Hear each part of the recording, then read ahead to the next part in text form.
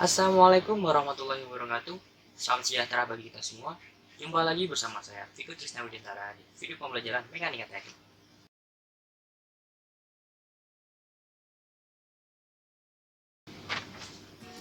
Pada kesempatan ini, kita akan belajar mengenai materi yaitu konstruksi balok sederhana, yang merupakan bagian dari KD 3.3 esensial, yaitu memahami, menerapkan, menganalisis macam-macam gaya dalam struktur bangunan. Di minggu lalu atau di video pembelajaran selanjutnya, kita telah belajar mengenai apa itu gaya dalam, apa itu gaya momen, gaya lintang, dan juga gaya normal. Dan pada video pembelajaran kali ini kita akan belajar bagaimana cara menyusun gaya-gaya dalam tersebut dalam sebuah model struktur bangunan, yang merupakan konsep dasar bagi kita untuk mendesain suatu struktur bangunan. Yang pertama, kita harus mengetahui bagian struktur bangunan. Komponen struktur bangunan pada umumnya terdapat beberapa komponen ya. Pada umumnya dibagi menjadi dua macam, yaitu komponen yang membentang dan juga kolom. Komponen yang membentang biasa disebut dengan balok. Dan bisa kita lihat bentuk-bentuk dari balok ini ada bentuk-bentuk struktur utama. Yang pertama ada balok sederhana, yang merupakan balok tunggal ya. Lalu di bawahnya ada rangka batang. Rangka batang ini merupakan rangkaian batang tunggal yang disusun. Lalu di bawahnya itu ada yang namanya rangka kaku, yang merupakan rangka yang lebih kompleks daripada rangka batang.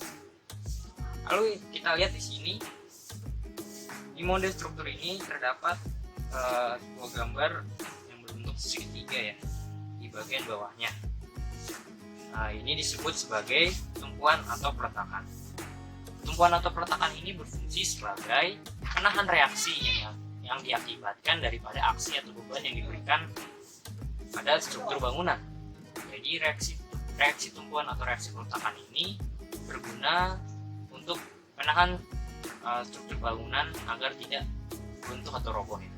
Lalu apa saja jenis-jenis struktur atau jenis-jenis tumpuan pada struktur bangunan? Kita lihat. Jenis-jenis dudukan atau tumpuan terdapat tiga macam: tumpuan sendi, tumpuan jepit, dan juga tumpuan roll. Di mana ketiganya ini memiliki fungsi yang berbeda-beda. Yang pertama, tumpuan sendi. Tumpuan sendi ini dapat menahan gaya vertikal dan juga gaya horizontal. Lalu yang kedua ada tumpuan roll. Tumpuan roll ini hanya dapat menahan gaya vertikal. Dan yang ketiga ini yang lebih komplit, yaitu tumpuan jepit, di mana tumpuan ini lebih kaku daripada tumpuan sendi dan tumpuan roll. Karena dia selain dapat menahan gaya vertikal dan juga horizontal, dia juga dapat menahan yang namanya gaya momen. Bisa kita lihat divisualisasikan lebih real ya. Ini adalah contoh dari pada tumpuan sendi di kehidupan nyata. Biasanya terdapat pada jembatan ya. Kita lihat tumpuan sendi dapat menahan gaya horizontal atau gaya vertikal yang diakibatkan atau yang diberikan pada struktur tersebut. Lalu selanjutnya ada tumpuan roll. Tumpuan roll ini dapat menahan gaya vertikal ya, seperti yang telah saya jelaskan tadi. Jadi tumpuan roll hanya bisa menahan gaya vertikal seperti ini. Lalu yang selanjutnya ada tumpuan jepit. Tumpuan jepit ini selain dapat menahan gaya horizontal dan juga gaya vertikal, dia juga dapat menahan beban. Biasanya tumpuan jepit diberlakukan atau dibuat pada sebuah balok cantilever. Lalu bagaimana cara kita untuk mengetahui nilai-nilai daripada reaksi peletakan tersebut supaya nantinya struktur atau bangunan kita stabil? Atau dapat dikatakan bagaimana cara kita untuk mengetahui reaksi yang ditimbulkan oleh reaksi peletakan dapat melawan aksi yang ditimbulkan dari gaya. Adapun caranya yaitu menggunakan syarat kesetimbangan. Syarat kesetimbangan terdiri dari tiga syarat. Yang pertama ada yang namanya sigma sama dengan 0. Sigma sama dengan 0 ini artinya total gaya atau reaksi, atau biasa kita sebut juga resultan pada arah horizontal harus sama dengan 0. artinya tidak boleh ada selisih nilai gaya pada arah horizontal pada model struktur bangunan. Lalu yang kedua adalah sigma V sama dengan 0. Sama artinya, namun perbedaannya sigma V sama dengan 0 ini adalah gaya pada arah vertikal. Di model struktur bangunan kita tidak boleh ada nilainya, tidak boleh ada nilai selisih dengan 0. Selanjutnya sigma H sama selanjutnya yang ketiga atau yang terakhir ini ada sigma M sama dengan 0. Artinya total momen lentur kita di model struktur bangunan yang dibuat harus sama dengan 0 atau tidak ada selisih. Ya, di sini sudah terdapat salah satu contoh daripada model struktur balok ya. Dan kita akan coba menganalisis dan menghitung gaya-gaya dalam serta menggambar diagram gaya dalam daripada struktur balok tersebut. Terlebih dahulu kita mensepakati arah reaksi positif dan juga negatif daripada gaya dalam yang akan kita hitung. Jika momennya searah dengan jarum jam atau perputarannya dengan searah dengan jarum jam, maka bernilai positif. Lalu jika ada gaya atau reaksi yang ke arahnya ke atas secara vertikal, maka bernilai positif. Dan jika ada gaya atau reaksi horizontal yang ke arah ke kiri, berarti bernilai positif. Dan sebaliknya, jika ada momen yang perputarannya berlawanan dengan arah jarum jam, maka bernilai negatif. Dan apabila ada reaksi vertikal yang berarah ke bawah, berarti bernilai negatif. Dan apabila ada reaksi horizontal yang berarah ke kanan, maka bernilai negatif. Seperti itu. Langkah pertama yang akan kita lakukan adalah, karena di model struktur ini belum terdapat identitas atau poin-poin yang akan memudahkan kita, supaya nantinya memudahkan kita, maka terlebih dahulu kita beri nama pada model struktur ini. Kita akan beri nama dia yang di sini A, lalu yang di sini B. Setelah memberi nama, selanjutnya kita akan menentukan reaksi apa saja yang ditimbulkan oleh reaksi tumpuan ini. Di sini ada reaksi atau tumpuan sendi, maka dia dapat menahan gaya vertikal dan juga horizontal ya. Lalu kita gambar saja di sini.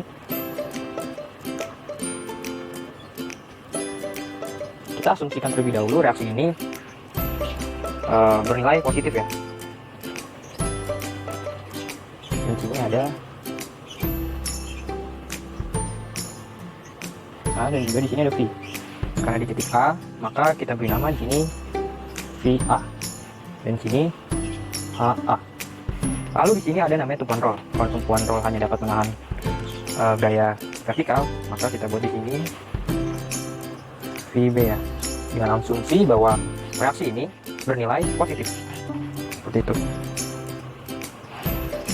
Setelah kita mengidentifikasi terdapat gaya apa saja yang ada di model struktur ini, selanjutnya kita akan menghitung untuk mengetahui nilai-nilai daripada reaksi tumpuannya. Ini ada VA, VB, dan HA. Bagaimana caranya? Caranya adalah kita menggunakan yang namanya syarat keseimbangan, yaitu ada sigma momen sama dengan 0, sigma H sama dengan 0, dan juga sigma V sama dengan 0. Lalu terlebih dahulu kita akan mengetahui reaksi perotakan daripada VA dan juga VB. Terlebih dahulu reaksi perotakan.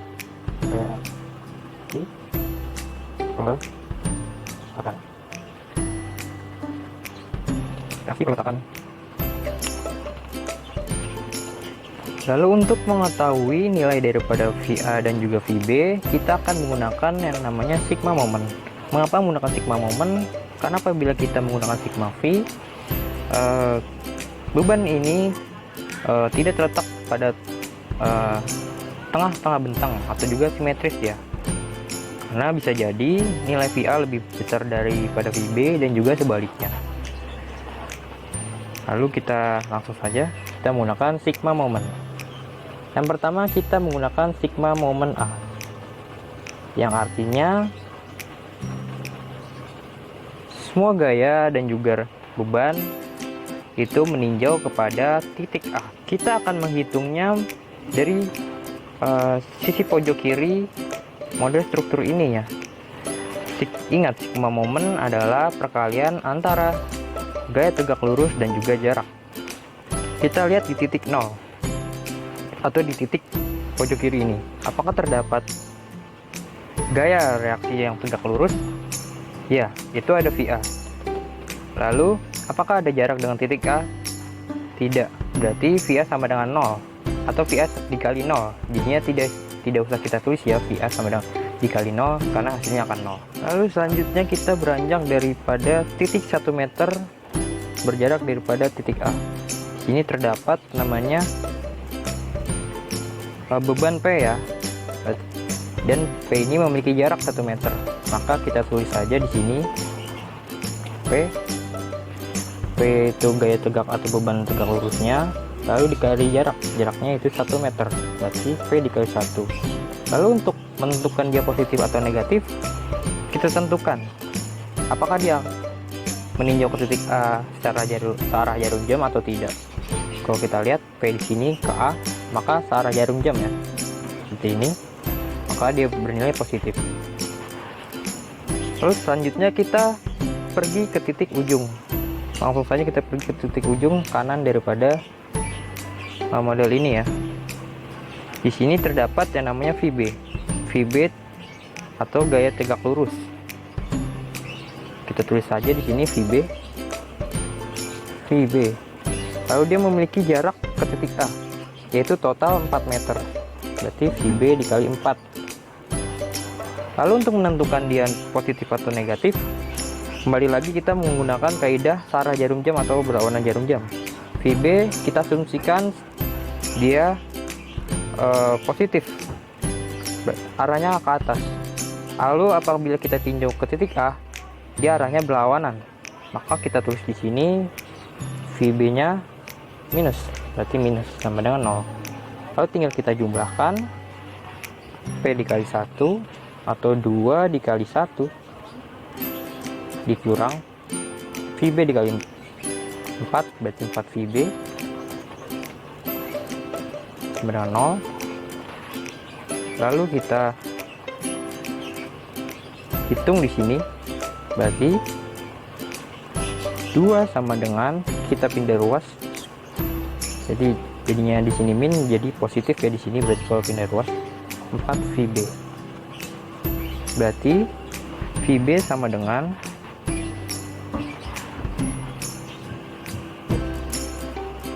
0,5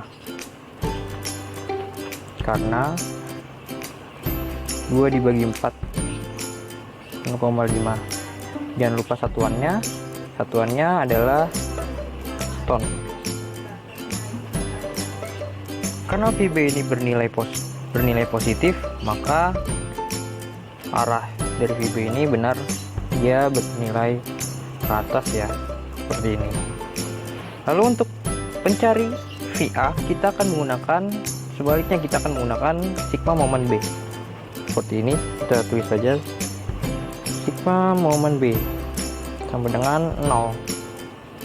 Artinya semua gaya yang tegak lurus meninjau kepada titik B. Kita akan memulainya daripada titik kiri ini. Di sini terdapat gaya yang tegak lurus, yaitu VA. Apakah dia memiliki jarak? Ya, dia memiliki jarak. Kita tulis saja, berarti VA dikali jaraknya 4 meter. Terus 4 meter. Lalu selanjutnya di titik 3 meter daripada titik B itu ada yang namanya beban P. Lalu apakah dia memiliki jarak ke titik B? Tentunya dia memiliki jarak 3 meter ya. Kita tulis saja di sini P dikali jaraknya 3. Lalu untuk menentukan dia positif atau negatif, balik lagi kita menggunakan kaidah yang namanya Sarah jarum jam atau juga berlawanan jarum jam. Titik P ini apabila kita tinjau ke titik B, maka dia berlawanan dengan arah jarum jam. Maka P ini bernilai negatif. Berarti sama dengan 0. Seperti ini. Langsung saja kita masukkan nilai angka-angkanya. Berarti sini 4 VA dikurang P-nya berapa?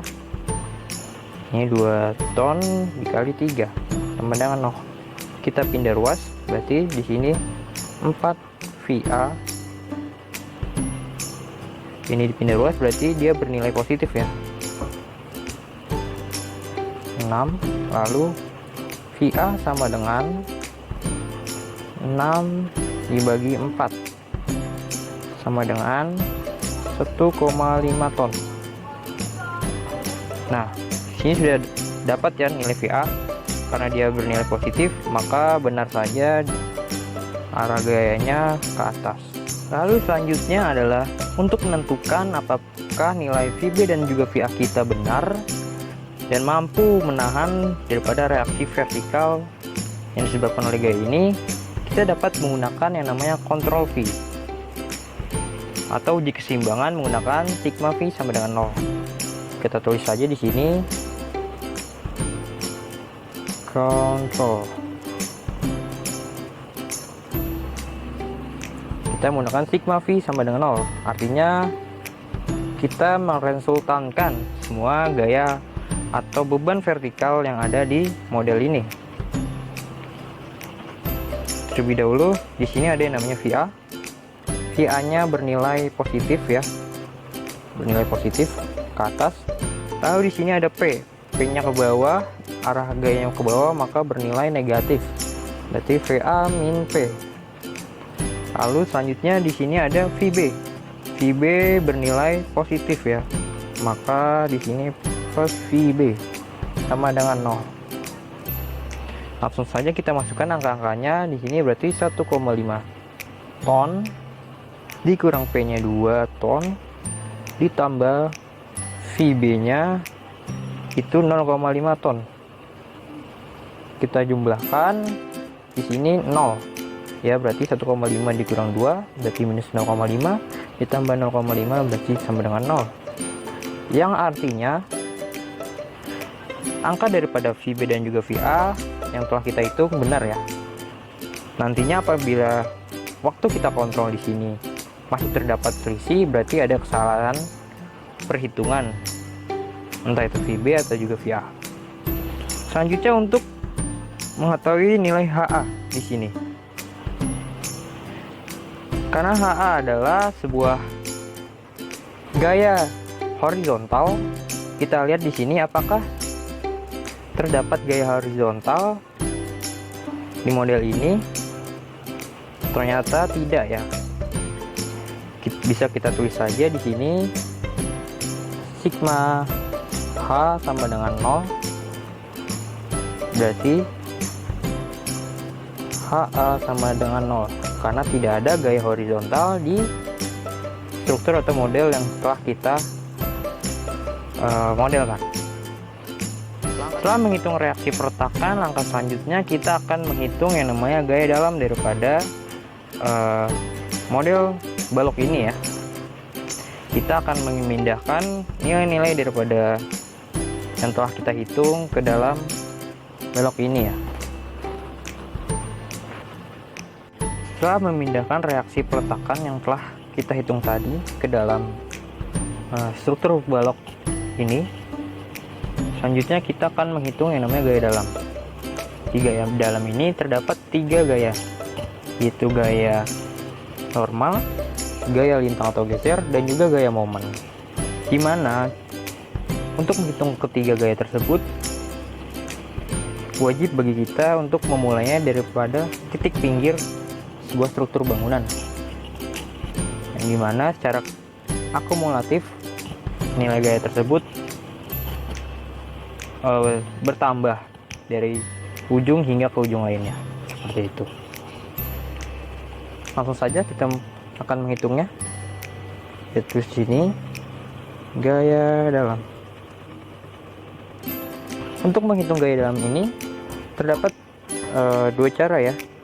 Kita bisa langsung menghitung per titik yang ada bebannya, atau kita bisa juga menghitung per jarak yang kita inginkan. Misal kita akan menghitung, saya contohkan di sini karena ini baru pertama, kita akan menghitung gaya dalam ini per 1 meter ya. Kita langsung saja ke titik yang pertama, yaitu X sama dengan 0. Kita mulainya dari ujung paling kiri dari sebuah bangunan ya, X sama dengan 0 ya. Sini yang pertama kita akan menghitung gaya normalnya, atau bisa kita sebut sebagai NFD, atau bisa kita singkat N0 karena berjarak di titik 0 ya.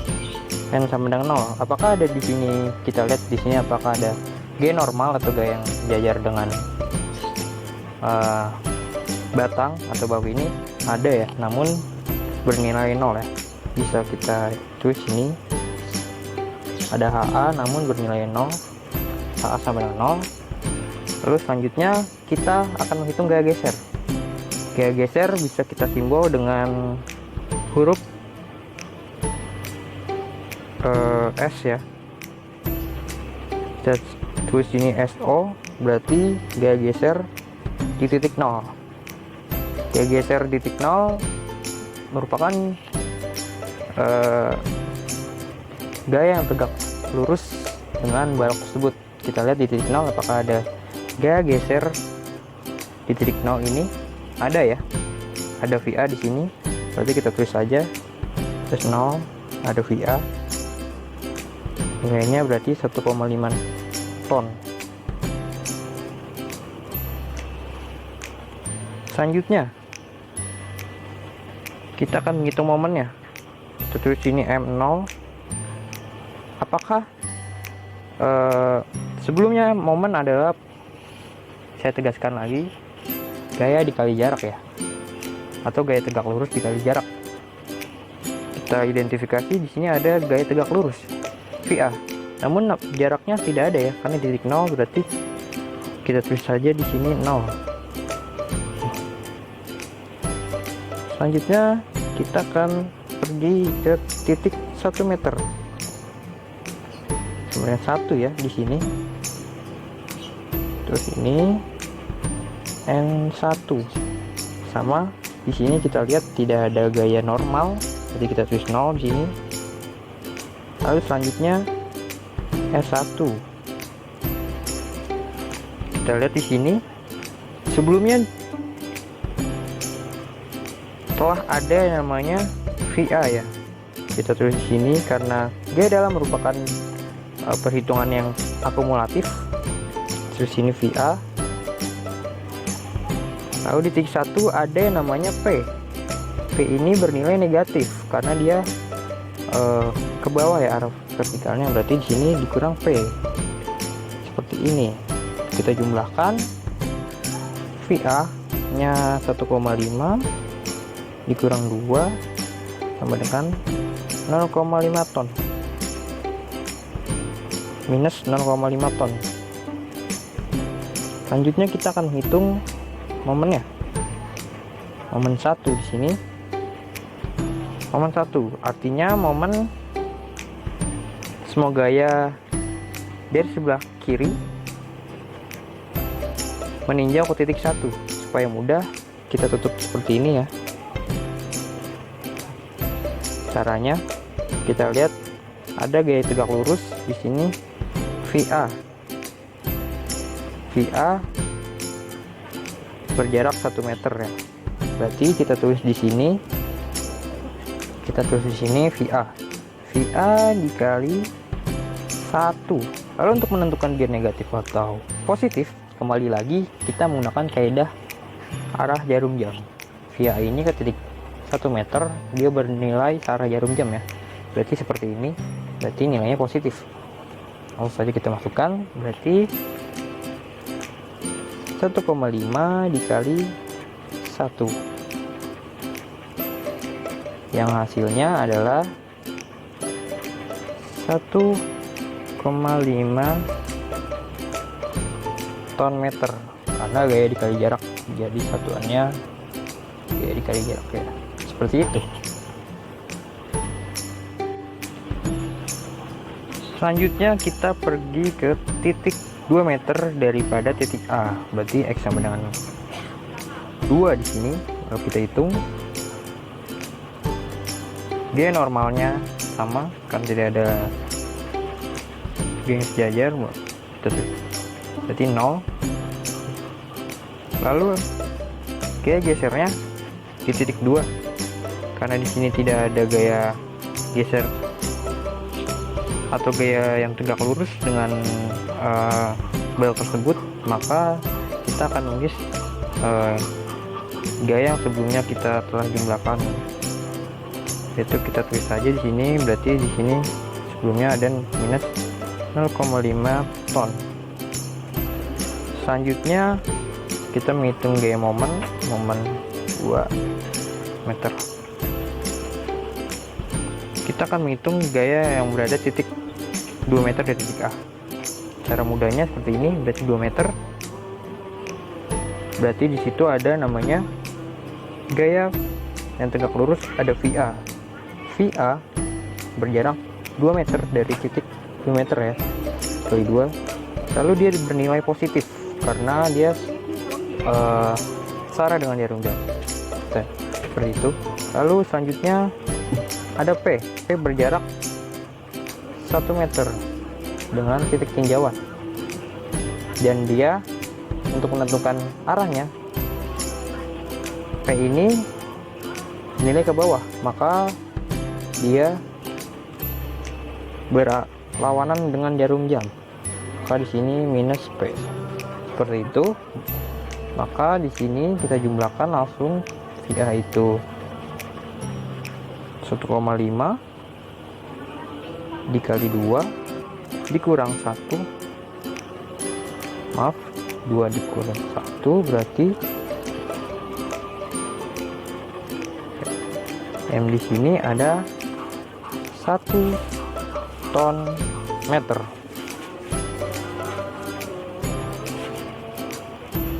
Selanjutnya kita akan pergi ke titik 3 meter dari titik A. Satu sini X sama dengan 3. Kita hitung kembali, G normalnya sampai dengan 0 karena tidak ada gaya yang sejajar. Lalu untuk gaya gesernya kita lihat kembali apakah ada tambahan gaya vertikal di sini 9 meter, tidak ada ya. Berarti kita menulisnya dari gaya yang sebelumnya, yaitu berarti minus 0,5 ton. Seperti itu.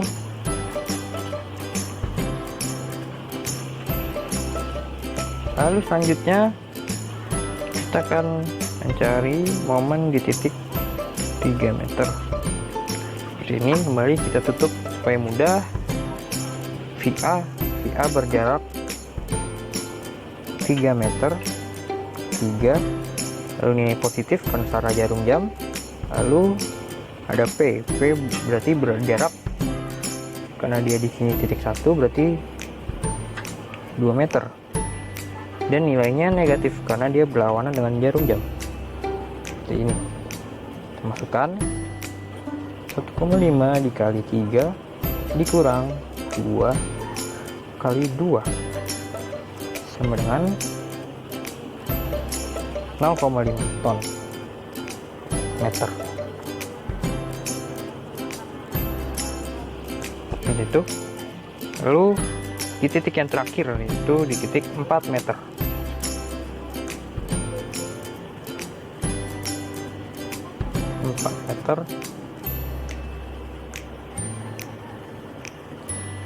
0. Lalu selanjutnya S4. Kita lihat di sini terdapat tambahan G vertikal. Berarti sebelumnya kita tulis G yang sebelumnya itu ada minus 0,5 ton ditambah CVB. Jadi sama dengan minus 0,5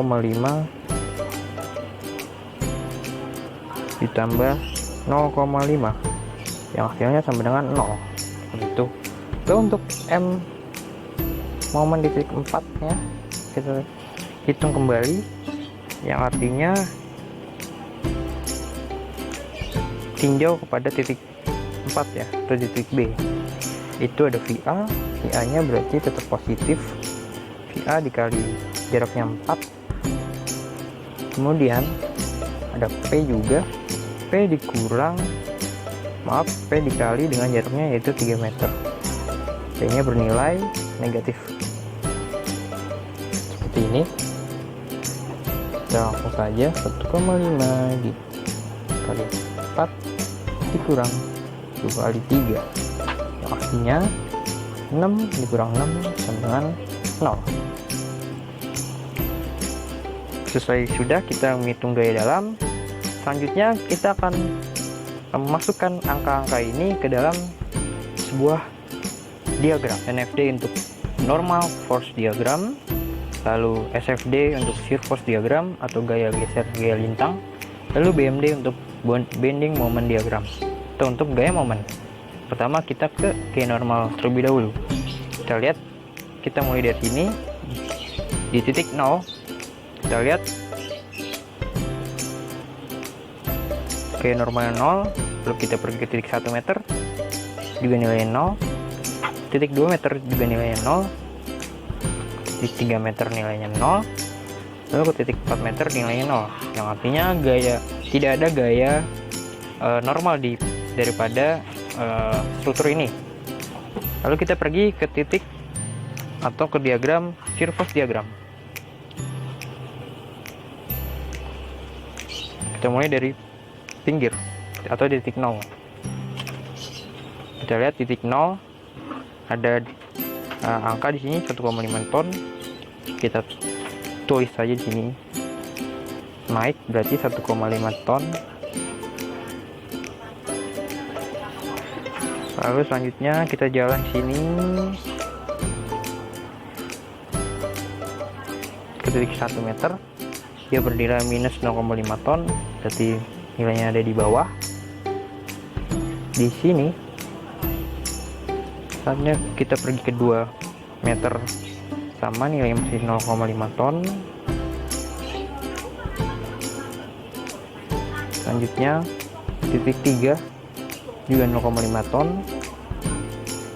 Di titik 4 baru dia naik ya, jadi 0 sini. Seperti itu. Untuk menggambarnya seperti ini cara menggambarnya.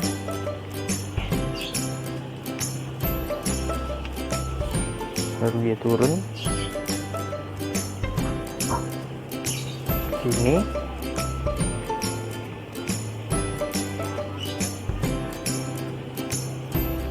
Ya. Kita tulis saja angkanya. Di sini ada 1,5 ton.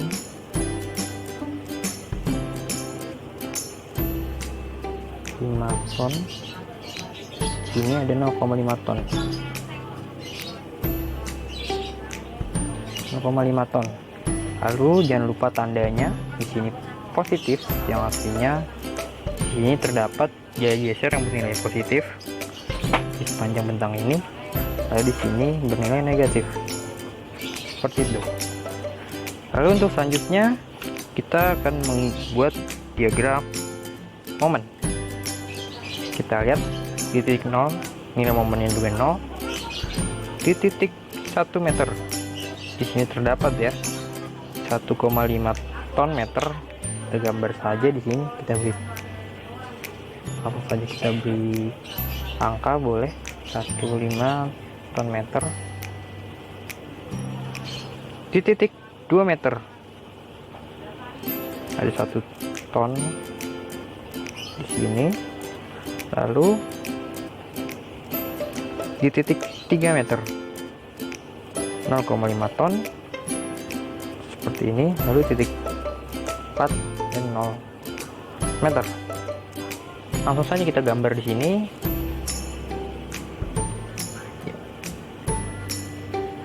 Ini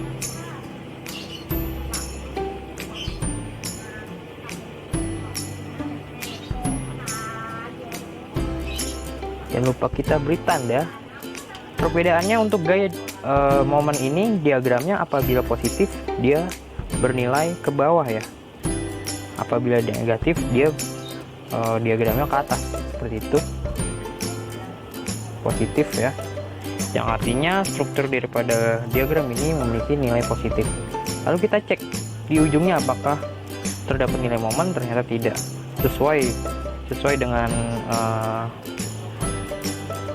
fungsinya ya, bahwa peletakan sendi tidak dapat menahan momen dan juga peletakan rod tidak dapat menahan momen, seperti ini.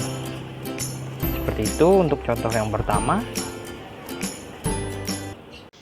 Sekian dulu materi pembelajaran pada hari ini. Apabila disaksikan dengan seksama dan juga fokus, saya yakin akan bermanfaat. Dijaga terus semangat belajarnya, stay safe dan keep healthy.